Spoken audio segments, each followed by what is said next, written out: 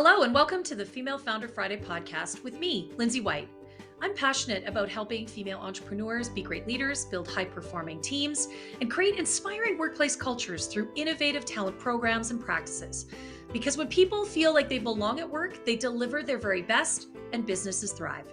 The Female Founder Friday podcast is all about connecting with the most incredible female entrepreneurs to talk about their journey to creating their own business, the mistakes they've made along the way, and how they view their own leadership.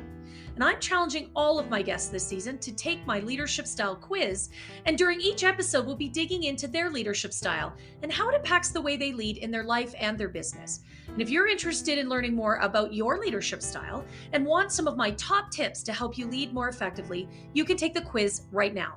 Just check out the show notes or head over to highvoltageleadership.ca and click on the button at the top of the page that says Take the Quiz.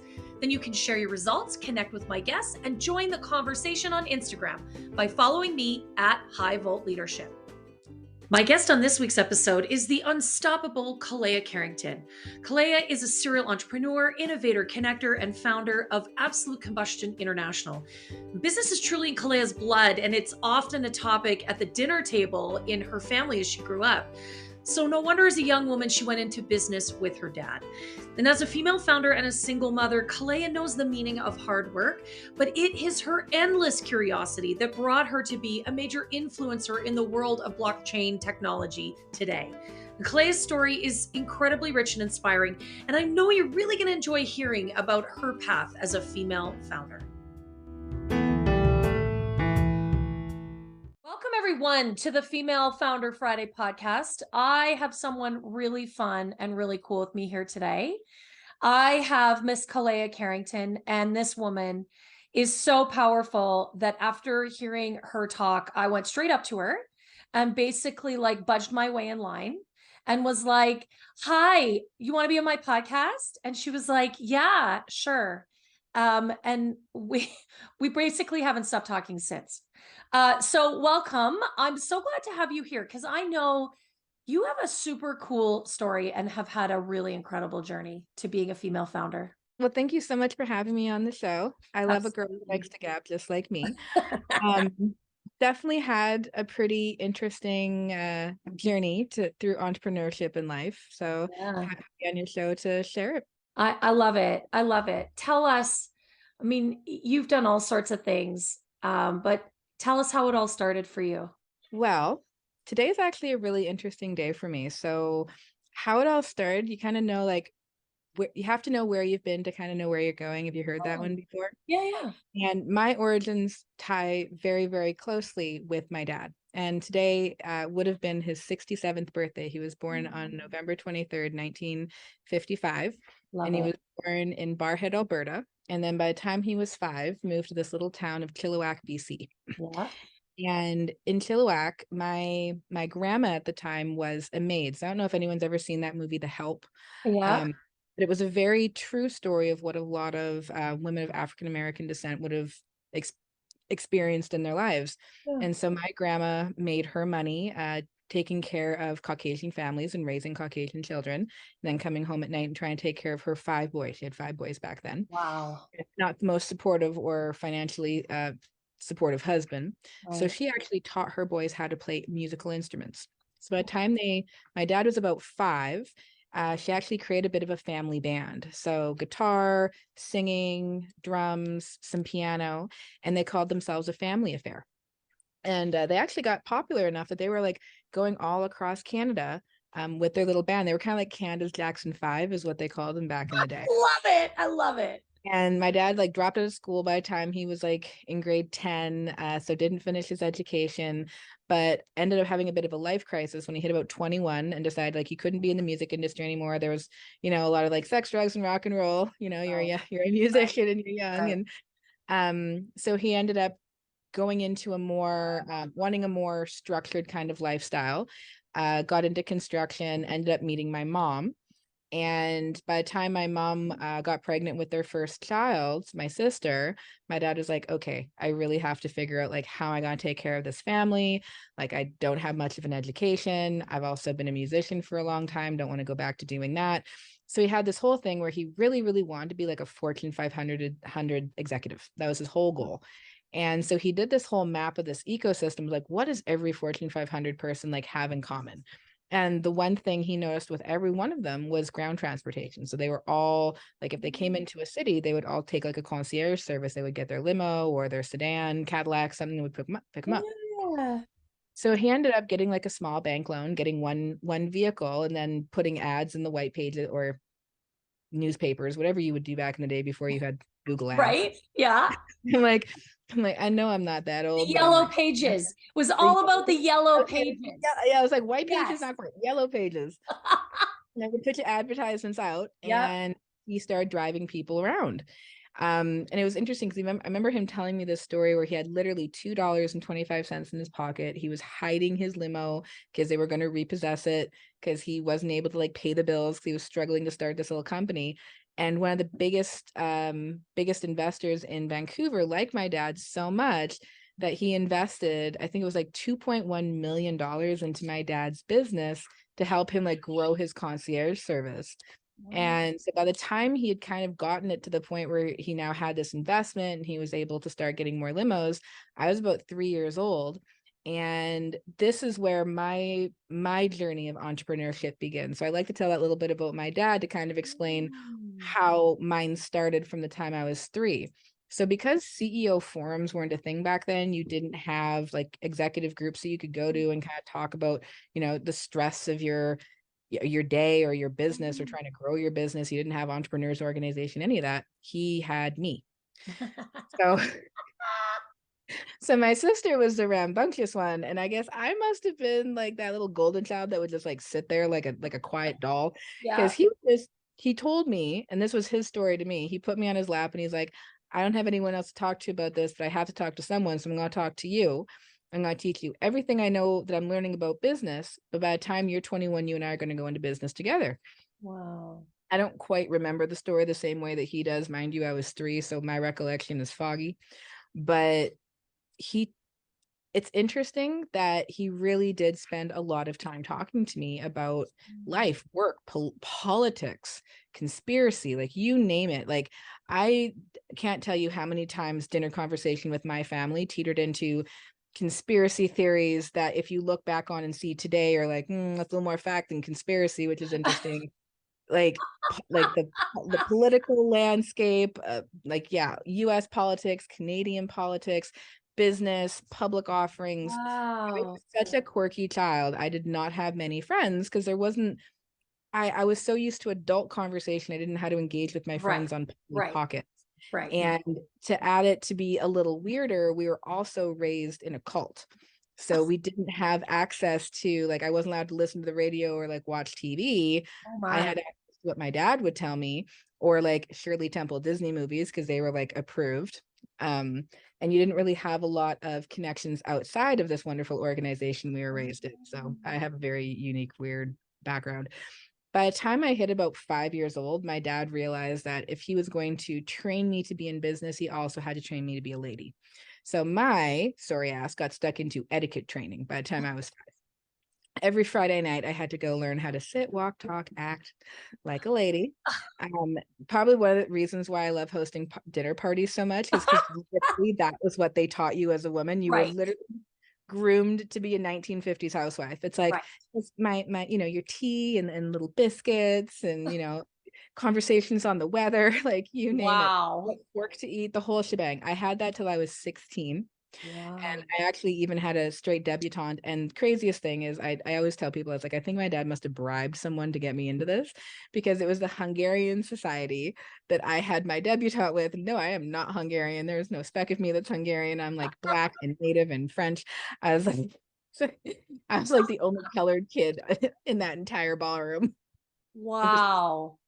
But yeah, by the time I was 8, so my dad just kept with the training. Like I was one of those kids that I was never allowed to answer the phone like a normal person. We could be like, hey, it was always like Karrington residence, Koleya speaking. How can I help you today? Or how can I direct your call? It was shit like that. And he believed very strongly in having like communication skills and not be like, hello. He's like, he hated that. There was nothing worse. If I answered the phone saying hello, my butt was going to be bruised.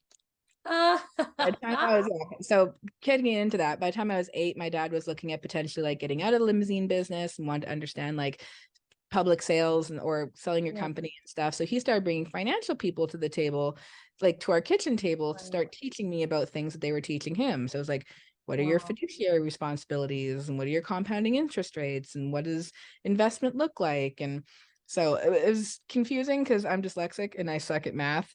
But I did learn that if I saved 25 bucks a week by a certain age, I'd be a millionaire. And I tried to ask my dad for 25 bucks a week and he told me to go get a job or start a company. So I tried to start a company. And then fast track, I think my dad, like he grew it to like 11 or 13 limousines. He was one of the bigger ones. He probably met like every famous person around that time. Like I have pictures of him with like John Candy and Leslie Nielsen, Prince's, Wow. um, CEO of Coca-Cola. Like he just met so many amazing people. They would bring him into the boardroom. They would teach him things. And my dad was so personable that they never kept the screen up in between them. My Right. dad could ask any question he wanted. So after like 11 years, he pretty much got himself like, if not a master's, some degree. Oh yeah, like a total MBA, right? Like that's amazing.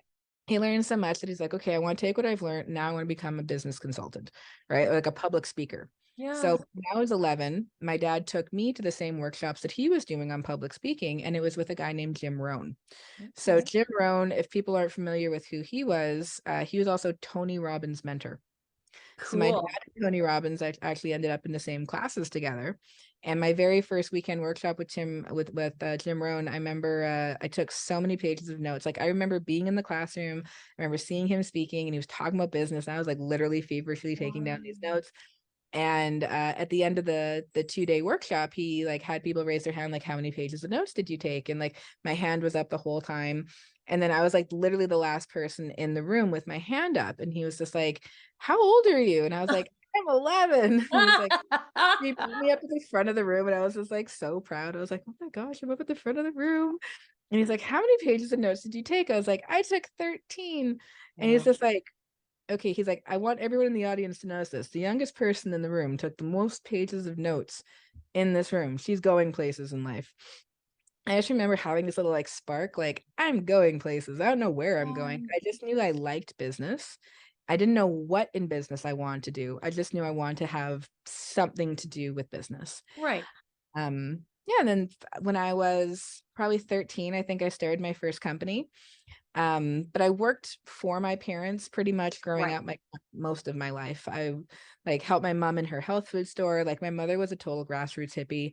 Like she would like make me churn wheatgrass juice, and that was breakfast in the morning. I'm telling you, as old as I could swallow, she was teaching me everything from your vitamin C's and your vitamin D's and what it does to your body and herbology. And we were vegetarians as well growing up. It's like Wow. it was, yeah. So like I had this complete hippie commune kind of raising on my mom's end. So and then on my Wow. dad's end, it was like this very corporate etiquette training business.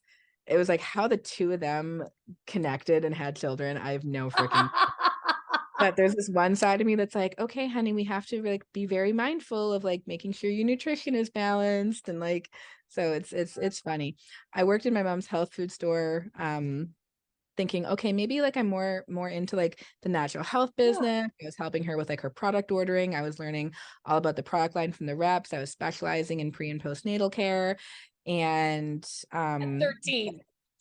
no, this was, sorry, fast tracking. I was like 18 when I Oh, okay, still. sorry. First No, business that's funny. when I was 13, and then I started working with my parents as well. And I really actually enjoyed it. I loved so much because people would come in and like I was helping people with their cancer treatments. I was Oh. helping like infertile mothers, and it was really meaningful work. But then to my father's like shock and oh my God, I ended up pregnant at 20. But my dad at the same time was like really excited about having his first grandchild. And he was like, all right, well, I told you we're going to go into business together. And now it's time to start a business. He had this whole kind of like crisis because it was like, what's going to happen with the next generation? Al Gore was talking a lot about climate change. And Right. we were watching videos of like polar ice caps melting. And like, what's going to happen is every kid's playground going to be a landfill. So we got into clean technology before it was a hot thing or cool or a buzzword or any of the not the virtue signaling that seems to be going on today about this industry.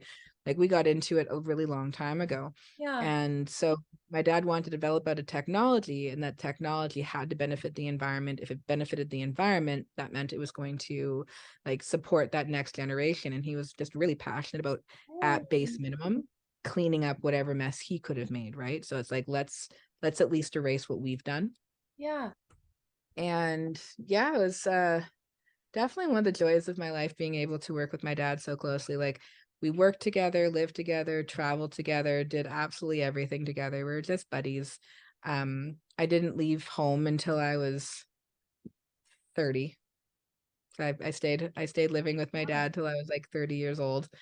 We never ran out of things to talk about, which was so much fun. And doing the company together, it's like you'd think there'd be like that kind. Then there were times where both of us were just like, Oh, we had sure. opinions on how certain things should go, but there's always that mutual respect, and he always believed in me more than I ever believed in myself.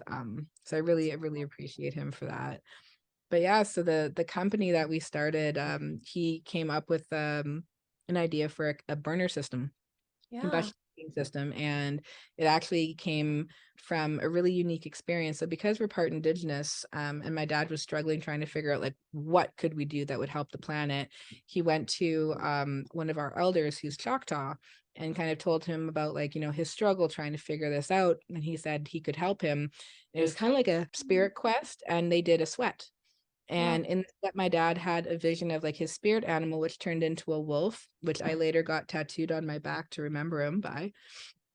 And right after having that vision of the wolf, he ended up having like this really impactful dream. He describes it like he was like in bed, he was like sitting up, he was awake, but not awake. And he described it like this holographic projection that just kind of came down in front of his face. And he's like, he couldn't wake up until he had memorized everything. And it was like, he said it was like moving like 360 degrees, rotating at every possible angle. He had to notice the striations of it, every Wow. aspect of this one piece, this one inner working piece of technology. And then when he woke up, it was like a hot sweat. He was like, oh my God, I have to write this down. It was like seared into his memory. And I don't know, the way he described it always reminded me of the movie Contact, if you ever saw, Yes. Yeah. where it was like downloading it into his brain instead of like digitally on Wow. like computer system. But the crazy thing is, so like we took it, we went to a gentleman at the time. He was also part indigenous, and we showed him what my dad had had a dream of. He's actually really supportive because he looked and went, oh, okay, yeah. He's like, well, that's clearly a nozzle. And my dad's like, yeah, I get that. Like, what do you think it could fit into? And he's just like, well, probably fit into a burner. And that guy actually was our head of R&D for about 8 years, stayed with us Wow. for about 8 years. And when we first put it on, or first lit the burner system up, it was amazing because it had all this amazing heat, but it didn't have a flame. It Wow. was like near flameless combustion. And most burners, if you see them, it's like the fuel's under a lot of pressure. You get this massive shooting flame, Yeah. kind of like a tag torch, right? Or like a flamethrower is how you could visualize it. Ours, it was like all the heat you would need, none of the flame that you want. So Cool. we spent, I think before my dad passed in 2014, we'd probably put $3.5 million strictly into R&D. I think we had worked out maybe 2% in that entire time had gone to wages to help Brent support us with the project, which Wow. was pretty amazing. And unfortunately, he passed away halfway through our field trial. It was 2014. If anyone remembers like oil and gas industry in 2014, it went to the complete shitter, Yeah, it to be totally polite tanked. about it. Yeah. And everyone was like, I just remember hearing companies like Nexon laying off like 500 people at a time, Oh, 300 yeah. people at a time, like companies just picking up and leaving, like Yeah. Conoco moving their head offices. So no one had budget to be able to try something new. Yeah. And then because I didn't have my dad anymore, I was like, okay, I've never really like ran a company by myself. Now I have to figure out how to raise money. Now I have to figure out like all these different things. And it was nerve-wracking. It was petrifying. I was like scared on a daily basis. But the thing that helped is when I'd end up in conversations and I'd start talking, it was like all these things that I learned from the time I was like 3 to now started coming out of my mouth. It was Wow. almost like I didn't know I knew I had all the knowledge I had until I needed to start using it. And yeah, since then, we've now commercialized the technology. in the oil and gas sector, in the aviation sector with a partnership with the Edmonton Airport, building new ground surface heating equipment, and launched a new product line this fall into the construction industry. I love it. It's been definitely a bit of a journey, but it was fun. That is absolutely. So, I mean, you just went into that in so much more detail, but I just think it's such a remarkable story. And I love how your dad just set you up to be so successful all the way along from the time you were sitting on his knee. And then all of that knowledge was in there when you needed it. That's just absolutely remarkable. Yeah, he was a really amazing dad. I Yeah. love it because now I try and do that, especially with my oldest, like talking to him all the time about everything, like Yeah. life, work, politics, conspiracy, business, you name it. Yeah. And he's so well-rounded now, like 17, he's got a job, he's in the crypto industry now, which is fun. He's doing amazing at school. Like he knows how to cook and clean and do his own laundry and Love it. really self-sufficient. And he can have amazing, like he can have conversations on economics that most adults can't have. Yeah. I love that. That's wonderful. Well, and that's sort of your like next next thing to conquer is the crypto space and blockchain. And I know you're like a sought after expert on a lot of that stuff. Yeah, that one, that actually came out of the oil and gas of the ACI business as well, which was kind of crazy. So with that one, so after my dad had passed and we lost our field trial with CNRL, like they couldn't continue. They didn't have any money to buy the product. Probably spent a year and a half knocking on like every door I could get my hands on, like every oil and gas company, small, medium. I didn't give a crap what size. I was trying to get our product plugged into. I was like, look, even take it for free. Like just see that it works. I'll just give it to you. I'll just do it. Yeah. Just use it. I love it. And I had engineers that would literally tell me, like, even though I had like technical documents, white papers, certifications, everything to back it up, it's like, I'd eat my degree if you could do what you say you can do. And it was just like, do you want Aw. to catch up? Like, God, you guys, some were not that kind. Yeah. But I went to a women in leadership conference and I got to see this absolute powerhouse, rock star woman. Her name was Suzanne West. I got to see her speak. And it was like the first time in my life I got to see a woman that was in such a strong, successful position of authority and power. Yeah. And I'd had such amazing male mentors. Like my dad got me mentored by like George Ross, Yeah. Eric, Jay Abrams, like Nito Cobain, Perry Belcher, some of like the biggest like marketing, branding gurus of our time. And Wow. I'd never seen a woman in that position. I just looked and I was like, I'm going to work with her. Like the power of manifestation, I'm telling you right now. Because like sitting in that audience, nobody knew who the frick I was. And I was so nervous to be there. I was like forced to go by my assistant. She's like, you should really try this. And it's like, I don't know how. Right. But after seeing her speak, I just asked her like a really basic question. I was just like, how exactly is it that you maintain this amazing femininity in such a male dominated space? 'Cause I was really struggling with that. I was like, how Yeah. can I be a mom and an entrepreneur? How can I be, Yeah. feminine and still be in business? Like Yes. how? And the most valuable lesson I ever got in my life came from her response. And not or. It's not choose between being a mother and being in business. It's I can be a mother and be in business. It's Yeah. not one or the other, right? It's like you can be feminine and still be a powerhouse. You don't have to, it's not a choice. You can have both. I love it. I mean, what an incredible journey. And, that two really impactful people just, um, helped create the trajectory of things for you, your dad and Susan. And I just think that's remarkable because it shows us, how the influence of one person can have in our world. You have someone who believes in you, someone who mentors you, and what a difference that can make. I absolutely love it. Um, I know Koleya's a great leader, and you can hear that in what she's talking about. She's taken my leadership style quiz, and we're going to talk about her leadership style in a minute. If you want to know what your style is, if you want to take the quiz, there's a link in the show notes. You can go to the website, highvoltageleadership.ca. There's a button at the top of the page. You can take the quiz. Super fast, super fun. and I actually give you some of my top leadership tips you can use right away. So tell us, what's your leadership style? Directing, coaching, delegating, supporting? I would say it's a combination. It's a bit hybrid of Yeah. delegating and supporting. Yeah. I mean, there's four styles, but I think for first of all, many of us are a combination of a couple.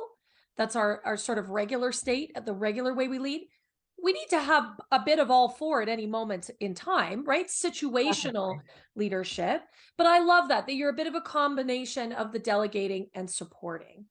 And I mean, I can hear that just in the way that you're talking about your 17-year-old and how you have created this young man who clearly is capable of doing great things and really building a life for himself already. No, I love that. Like when it came to like I love the coaching, I love the mentoring piece. Yeah. I do know that like I learned early on you have to learn to do your A-list tasks, not just try and do everything because you're not going to really be able to do everything. And if you don't learn how to appropriately delegate certain items and tasks, it's going to be hard for you in business. So you don't want to be a control freak and a micromanager. Very, very important. But my dad was also the type where it was just like, don't ask someone to do something you're not willing to do. Yeah. Like it doesn't matter if you're a CEO, you can still scrub the toilets. Like you do Definitely everything, can. anything that you can to Yeah. make your business successful. So that's why it's like I'll say like I'll delegate like I am getting better at like the delegation style. It's like, okay, let's do Yeah. this.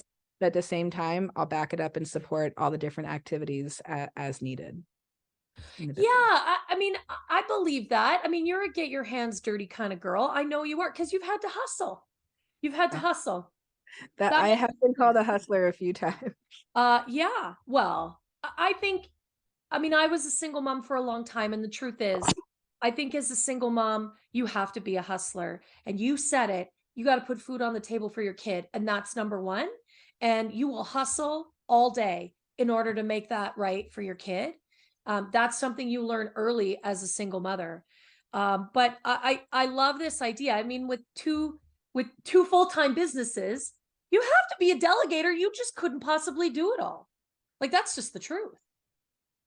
No, no, I tried that once. When there was like no money, it was like, okay, you're Right. doing it all, and you're like, you get your kids to school and you're just like nonstop. They get back from school, you feed them dinner, they play on the iPad a bit. All right, then you're doing it. Then you try and get some engagement, put them to bed, and then you're up working till like 2 or 3 in the morning trying to get everything done, and you just burn out. Yeah. And it's like it's not sustainable. So I finally was like, okay, I need to not just do this on my own. And businesses grow a lot better when you have a team, when you have support. I love that. And I mean, I always ask my guests about, sort of where they've made mistakes and what they've learned. And I think that that's a beautiful lesson. Like you can't do it all. Well, you can, but you're going to kill yourself in the process. And I love what you said. Businesses grow better and faster when you have the right team working. I think that just makes sense. Oh, huge. And I like what I really love that I learned from my dad was also it's like people work with you, they don't work for you. No one's your servant. Yeah. It's like Yeah. so when I talk about my team, it's like, yeah, I work with this person, I work with this person, because it's like you have to have the utmost respect for the people that are supporting your business to be able to get to that position, right? Like you you Yes. you are not automatically entitled to good, hardworking, loyal, employees. That's not an entitlement. That is something that you have to earn their respect, earn their trust, get their buy-in. And you do that by showing them that you're willing to get your hands dirty too, not by sitting there trying to be a boss. Like there is a difference between a boss and a leader. There's a 100%. reason why bosses are shitty middle managers and they have horrible employee turnover because it's like, why would I want to work there? The corporate culture is toxic. This Yeah. person is like, it's a boss because you're bossy, you're rude for a reason, right? Yeah. And then these other corporate cultures where they have more of that, like, kind of like a flat organization where people understand there's a hierarchy, they understand there's reporting, right? But they're treated as human beings, they're valued, there's mentorship in place, There's opportunities for growth. There's dialogue. It's just like Yeah. everyone's gonna fuck up. I fuck up left, right, and center. People naturally fuck up, but it's like, are you creating an environment where people are able to take risks and aren't going to be punished with losing their job for it? Like, what kind of environment are you creating within your corporate culture? And I find that it's like there's not a lot of the kind of experiences that people really want to have out there. It's like people will leave a high paying job to work for something they feel passionate about, and they will sacrifice money over feeling, Yeah. pride in their work Yeah. 9 times out of 10. You are totally speaking my language, because I mean, I'm so passionate, particularly about female founded organizations that have great leadership at every level, right? From the business owner and the CEO all the way on down, that every person in the business sees themselves as a leader, because leadership starts on the inside. Like we all lead. We all lead in a variety of ways every day. So hearing you talk about that, I mean, it's like the angels are singing, because it is so key to have the right people doing the right jobs, but then creating the right environment for them to do their very best work. I mean, that's Yeah. the whole point. But just And because giving you them pay them doesn't yeah, mean you own them. no, and give them their A-list tasks. Like, they might be really, really good at things that would surprise you. Yeah. But it's like if you put someone in an area where you notice they're obviously not thriving, and then you make them stay in that area where they're not thriving, and then you're constantly diminishing them. It's like, what did Einstein say? If you judge a fish by how it can climb a tree, it'll forever think it's stupid. Yeah, Right? yeah, And sometimes right. it's just like people get put into areas where it's like it's not their best work, it's not their best selves, it's not something they can really thrive in, but then they get like stuck in that one Yeah. area, and it's like their morale goes down. They're Yeah, not yeah, feeling like there's no opportunity for them to actually, attempt to do the things that they think that they might be good at, or to try something else. And yeah. Yeah, but it's totally true, right? And I was talking with someone a couple weeks ago, and they were like, "Well, people nowadays, they don't want to work. They don't want to work. They don't want jobs. They don't want to work hard." And I said, "I have to be honest with you. I fundamentally disagree with that. I believe everyone wants to work. Now you're going to get the occasional slack ass, and that's fine. I believe people want to do meaningful work.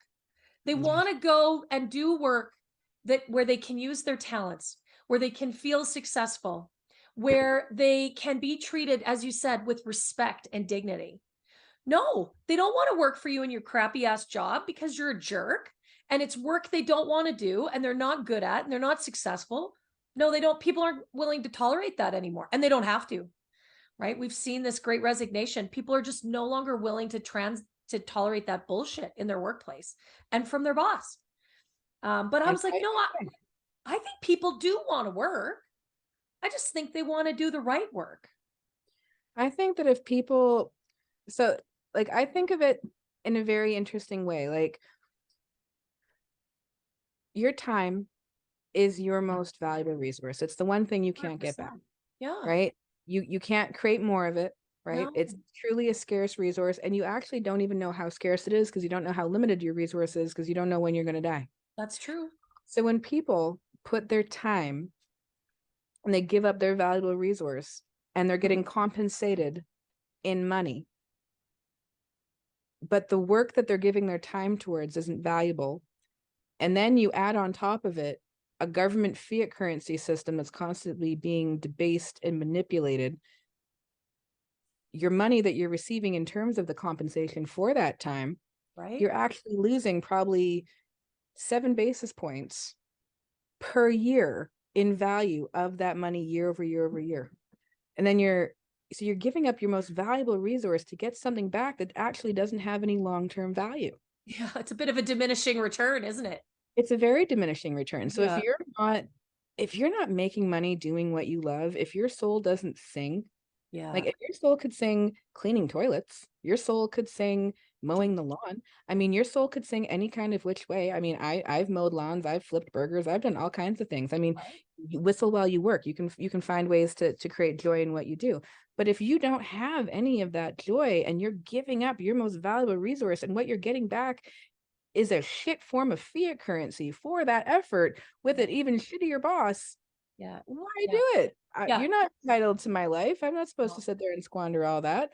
But No. is one of the number one reasons I went into Bitcoin. I was like, why would I not want to get access to something that only increases long term in value? So I'm going to give my time to something. I'm going to give my time to something that I feel has value and will create long term value for me.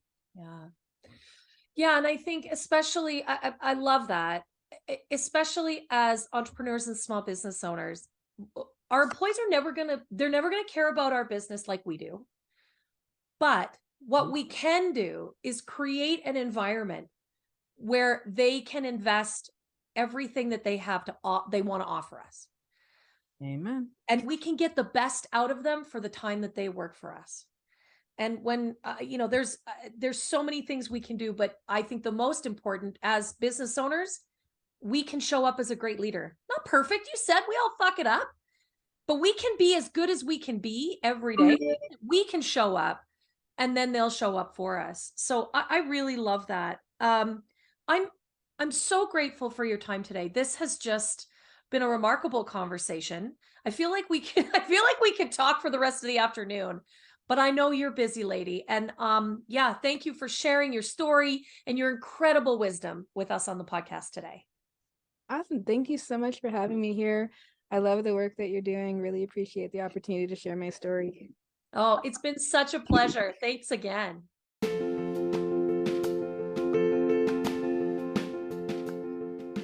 Well, thank you so much for tuning in today. I sure hope you enjoyed listening as much as I did hosting this conversation.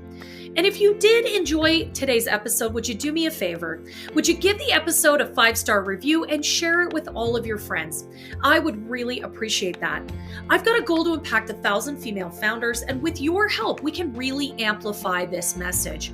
Thanks again for being a part of the show, and don't forget to connect with me and all of my guests on Instagram at High Volt Leadership. We'll see you next Friday.